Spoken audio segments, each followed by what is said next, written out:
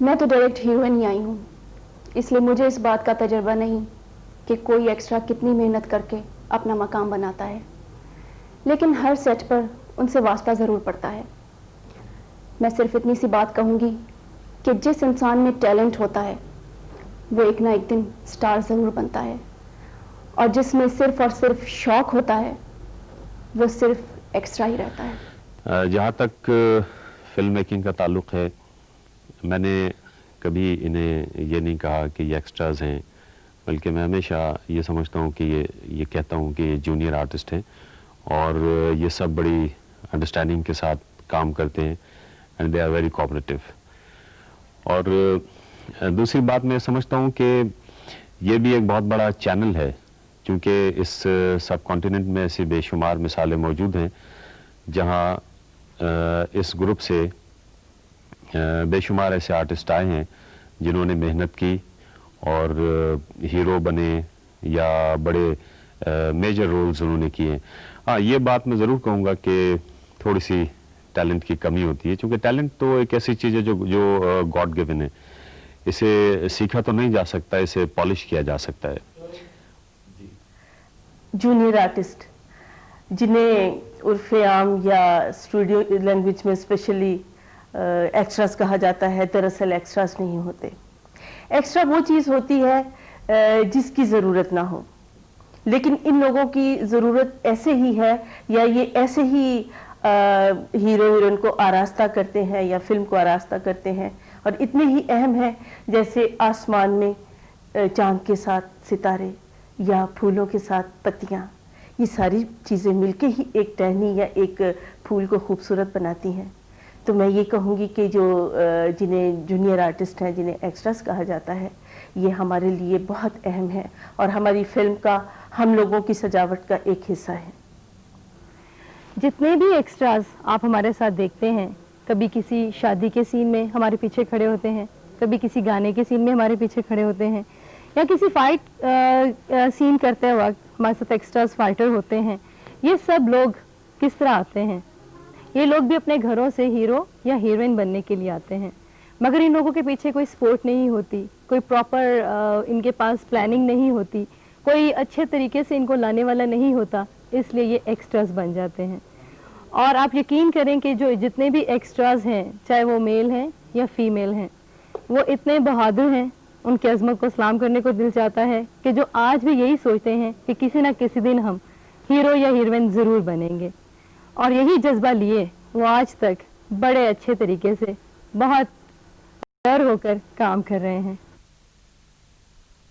इन विचारों के साथ ज्यादती बहुत होती है एक्स्ट्रा सप्लायर्स के थ्रू, कि एक एक्स्ट्रा सप्लायर जो हमसे उनकी मुआवजा 250 रुपये या 300 रुपये चार्ज करता है, तो बमुश्किल तमाम उनको कटौती वगैरह करके 100 रुपये या 70 रुपये पकड़ा देता है, जिससे उनका गुज़र औक़ात मुश्किल से होता है। और अक्सर जैसे आपने देखा होगा कि कुछ चौकों में सुबह को मजदूर आके बैठ जाते हैं मजदूरी की तलाश में, इसी तरह हमारे यहाँ एक्स्ट्राज आके स्टूडियो में बैठ जाते हैं कि कब कहाँ किस सेट पे उनकी ज़रूरत पड़ जाए और उनकी रोज़ी चले। एक्स्ट्रा सप्लायर जो होता है, क्योंकि इनके सब के रेट्स जो हैं वो मुकर्रर है हमारे इंडस्ट्री में, वो पता है कि भाई डांसर्स का रेट क्या है, फाइटर्स का क्या है और एक आम एक्स्ट्रा का रेट क्या है। तो वो शूटिंग से कम 1 घंटा पहले एक्स्ट्रा सप्लायर उन लड़के और लड़कियों को वहाँ ले आता है, और वो अगर वहाँ मतलूब है इस चीज़ का कि इनके ड्रेस वगैरह चेंज करने हैं, तो जो प्रोडक्शन का आदमी होते हैं वो उनको अपने ड्रेसेस देते हैं, और वो एक्स्ट्रास जो होते हैं वो फिल्म के मतलूबा ड्रेसेस पहन लेते हैं, और उनके ड्रेसेस जो हैं, जो अपने उनके कपड़े होते हैं, वो एक्स्ट्रा सप्लायर अपने पास बतौर जमानत रख लेता है ताकि ये कहीं इधर उधर ना हो जाए। अच्छा, ये जो कहते हैं जी, ये लोग बाहर से जो आते हैं इनके कपड़े रख लेते हैं या रोक लेते हैं, जाने नहीं देते, ये ऐसा बिल्कुल इल्ज़ाम गलत है ये। और ये जो भी आते हैं बाहर खड़े होते हैं, तो इनको हीरो हीरोइन को देखने के शौक में ये हमारे मगर पड़ते हैं, वहाँ पे में खुशामदीद करते हैं कि ले चलो। जब हजूम होता है हम इनको ले आते हैं, और जब सेट पे ले आते हैं तो फिर वो काम करते हैं, तो जब उनका शौक पूरा होता है वो जाने की कोशिश करते हैं, तो हम उनको फिर इस सूरत में जब तक शिफ्ट चल रही होती है जाने नहीं देते। तो कोई ना कोई उनके लिए रुकावट ये फिर कपड़े रखने पड़ते हैं, क्योंकि कपड़े इस वक्त किसी को पता नहीं कि कपड़े कौन है, कौन आदमी है, काम कर रहा है या नहीं कर रहा। तो जब कपड़े रखेंगे वो हमारे यहाँ रहेंगे शिफ्ट तक, इसलिए हम ये काम करते हैं, वरना नहीं करते। एक वक्त ऐसा आया कि मैं शूटिंग कर रहा था, वहाँ हीरो साहब डायलॉग्स बोल रहे थे। मैंने सोचा कि अगर ये हीरो भूल जाए तो मेरा चांस बन सकता है, क्योंकि ऐसा हुआ है, मैंने देखा है, सुना है कि जी हीरो भूल गया और उस एक्स्ट्रा कभी कोई डायरेक्टर साहब ने कहा कोई है, कोई ऐसे डायलॉग बोल दे, वो एक्स्ट्रा बोला और हीरो बन गया। मैंने मेरा हीरो चांस बन सकता है। मैं एक तरफ डायलॉग्स याद कर रहा था, उधर हीरो साहब बोल रहे थे। हीरो साहब ने बोल दिया, मुझे किसी ने पूछा नहीं। अब मैंने कहा कि शूटिंग तो की है, बहरहाल कैमरा आया है मुझ पर, मैं पैसों के लिए गया, प्रोड्यूसर साहब के पास गया। मैंने प्रोड्यूसर साहब से कहा अस्सलाम वालेकुम, कैमरा मैं सर मैं आपकी शूटिंग में था। कहते मुझे तो पता नहीं। मैंने कहा सर वो आप डायरेक्टर साहब हो। अच्छा ठीक है, तुम मुझसे ना बात करो, जाओ वो हमारा प्रोडक्शन मैनेजर है उससे बात करो, वो मुझे नहीं पता यार, डायरेक्टर को पूछा जाए। बड़ा दिल दुखा, मैं प्रोडक्शन मैनेजर के पास गया, कहते यार मुझे मेरा सर ना खाओ यार, तुम हिदायतकार के पास जाओ। मैं अब हिदायतकार साहब, सर मुझे तो कल पैसे नहीं मिले। ओहो अच्छा तुम थे शूटिंग में? हाँ सर मैं वो था। अच्छा तो ठीक है मैं दिलाऊंगा, तुम कल आ जाना। अब कल फिर परसों के 3 दिन अब चक्कर लग रहे हैं। कभी कभी बड़ा दिल दुखता था कि यार अब इनको कौन बताए कि एक एक्स्ट्रा कितना मजबूर होता है, घर में अलग सुनता है, पब्लिक से अलग सुनता है, पब्लिक भी जोक करती है। आओ जी एक्टर, मैं एक जगह गया दुकान पे ऐसी चीज रहा, उसने कहा हाँ जी एक्टर साहब आपकी फिल्म देखी थी। यार आप क्या खा रहे हो यार, ये इतना, यार आप तो एक्टर है यार, आपके पास तो बहुत पैसा होता है। अब मैंने कहा सर मैं अभी हीरो नहीं बनाऊंगा तो बनाऊंगा। इकोनॉमिकली इतना दुख होता है कि यार पैसों का वजह से, लेकिन लगे हुए हैं। मुआवजा कितना ही कम हो और वो वक्त पे मिले या ना मिले, एक्स्ट्रा उसकी शिकायत दबे लफ्जों ही में करता है। फिल्म में उभर आने का शौक उसके तमाम मसाइल को दबाए रखता है। उसे फिल्म से ऐसा ही प्यार है जैसे एक आशिक को अपनी महबूबा से। उसने कहा एक्शन। रुबीना मैं तुम्हें नहीं भूल सकता, रुबीना मैं तुम्हें बगैर जिंदा नहीं रह सकता, मैं मर जाऊंगा रुबीना। कट। और मेरा मजाक उड़ाया गया। किसी ने कहा यार कब तक तुम्हारा लोग मजाक उड़ाएंगे। एक डायरेक्टर ने, बड़े नामवर डायरेक्टर, उन्होंने कहा यार तुम किसी को नोटिस में ना लो और अपनी जद्दोजहद और मेहनत से, लगन से काम करते रहो, तुम यकीनन हीरो बनोगे। और यकीन करें मैं इतना खुश हुआ जैसे दुनिया की मुझे दौलत मिल गई हो। मैं हूं अपने फन का रांझा, फिल्म मेरी ही है, क्या करूं लेकिन अभी नामेहरबान तकदीर है। कोई हीरोइन बनी और कोई हीरो बन गया, मेरी किस्मत देखिए मैं सिर्फ जीरो बन गया। आज खोटा हूं मगर कल आदमी था मैं खरा, मैं तो हूं एक एक्स्ट्रा।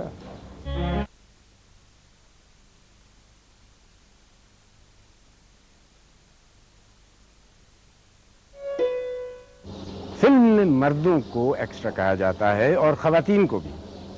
गो एक्स्ट्रानी मुनासिब लफ्ज़ है और एक्स्ट्राइन शायद उससे भी बेहतर। एक्स्ट्रानियाँ वो लड़कियाँ, वो औरतें हैं जो नाच गाने में हीरोइन के पीछे हाथ पांव चलाती हैं। अगर हीरोइन कॉलेज जाती है तो 4 किताबें पकड़कर उनके साथ साथ जाती हैं। अगर वो बाग या वादी में पहुंचती है तो वो अफजल में रहती हैं। आगे पीछे दाएं बाएं रहकर ये सखियां नाच गानों को सजाती हैं, कुछ लोगों के ख्याल में खलल डालती हैं।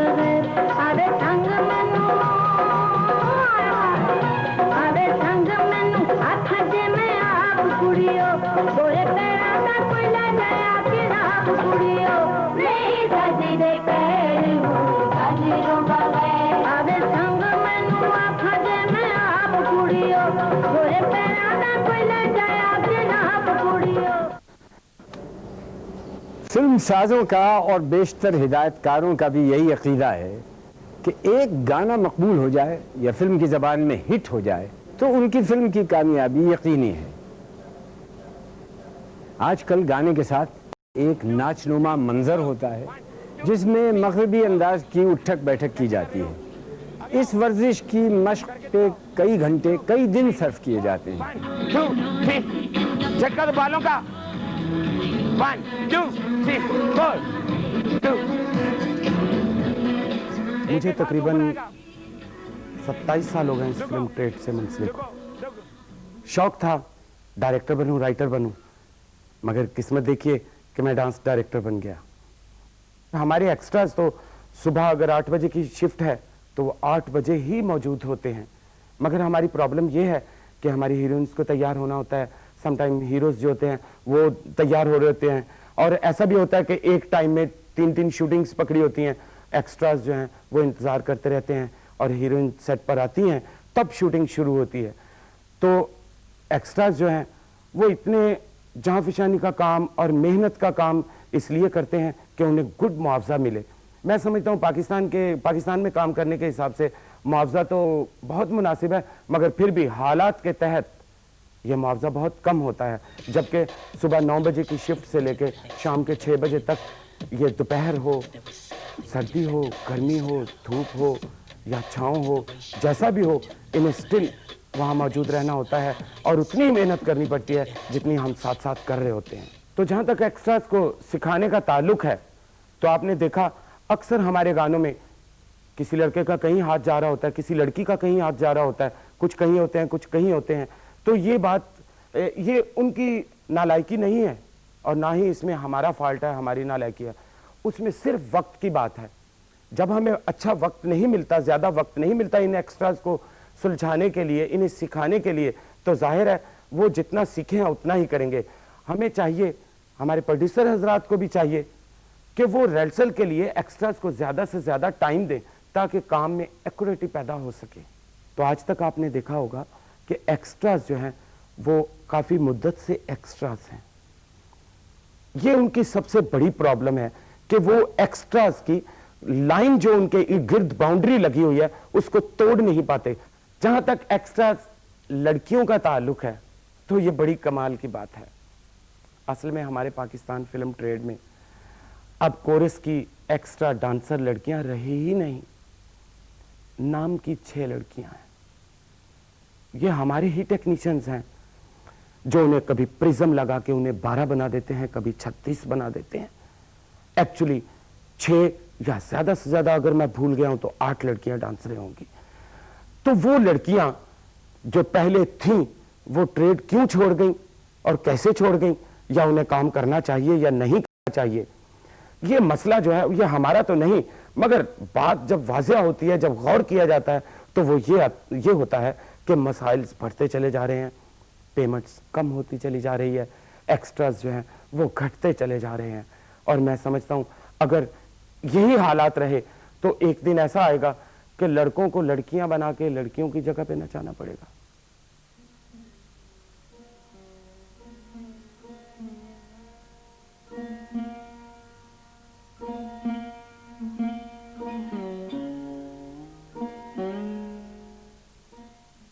मेरा नाम चांदनी है। मैं 8 साल से फिल्म इंडस्ट्री में काम कर रही हूँ। तब के मैं हीरोइनों के बचपन के रोल किया करती थी। तब मुझे डायलॉग्स भी मिलते थे, सीन भी मिलते थे। अब मैं एक्स्ट्रा रोल करती हूँ। अब मैं एक्स्ट्रा रोल इसलिए करती हूँ कि शायद मुझे हीरोइन का रोल मिल जाए। ये मेरा ख्वाब है कि मैं हीरोइन बनूँ। मेरा नाम नज़ीर बेगम है। मैं 40 साल से फिल्मों में काम करती आई हूँ।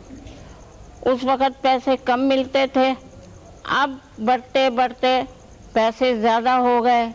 कभी शूटिंग नहीं हुई तो जो हीरो या हीरोइन वो हमारी मदद करते हैं तो हमारी गुज़र-औक़ात होती है, वरना हमारा कोई कमाने वाला नहीं। हमारे साथ जितनी भी फीमेल एक्स्ट्राज होती हैं वो हमारी बिल्कुल बहनों की तरह ही होती हैं और मैं उन्हें हमेशा अपनी अच्छी बहनें ही समझती हूँ। वो हमारे साथ जिस भी सेट पर होती हैं या जिस गाने में होती हैं या जिस किसी सीन में भी होती हैं, हमारे साथ बिल्कुल बहनों की तरह होती हैं, अच्छी फ्रेंड्स की तरह होती हैं, और उनकी भी यही कोशिश होती है कि हमारे साथ मिलजुल कर अच्छी तरह बैठें, गपशप करें और हमें हंसाएं। मेरा नाम अनीला मलिक है। मुझे बचपन का शौक था फिल्मों में काम करना, इस वजह से मैं घर से आई फिल्म बनाने के लिए, मगर फिल्म ना बन सकी। मुझे ख्वाहिश थी मैं हीरोइन बनूं, वो भी ना बन सकी। मुझे एक्स्ट्रा फिल्मों में काम करना पड़ गया, और एक्स्ट्रा फिल्म में जब मैंने की तो मुझे कुछ माहौल पसंद ना आया, इस वजह से कि वहाँ पे एक्स्ट्रा की इज्जत जो है वो कम है और हीरोइन की ज़्यादा है। मगर ये क्यों? वो भी इंसान है और वो भी इंसान है। ये है कि वो पैसे ज़्यादा लेती है हीरोइन, जो तो एक्स्ट्रा होती है उसके पैसे कम होते हैं। एक्स्ट्रास के बारे में मुझसे ज़्यादा कौन जानता होगा। मुझे ये कहने में बिल्कुल शर्म कोई आर महसूस नहीं होती कि मैंने जब टेलीविज़न से काम शुरू किया तो मैं एक्स्ट्रा था। तो एक्स्ट्रास जो होते हैं, मैं समझता हूँ कि जो बंदा नीचे से ऊपर आता है वो पक्का होता है। हमारे यहाँ कोई इदारा, कोई इंस्टीट्यूट नहीं है, तो हम लोग यहीं से सीख के आते हैं, और सेट के ऊपर उनकी हालत देखने वाली होती है। जैसे एक फिल्म की मैं शूटिंग कर रहा था, तो मैं अपनी लाइनें बोल रहा हूँ, तो पीछे 2-3 एक्स्ट्रास थे। अब मैं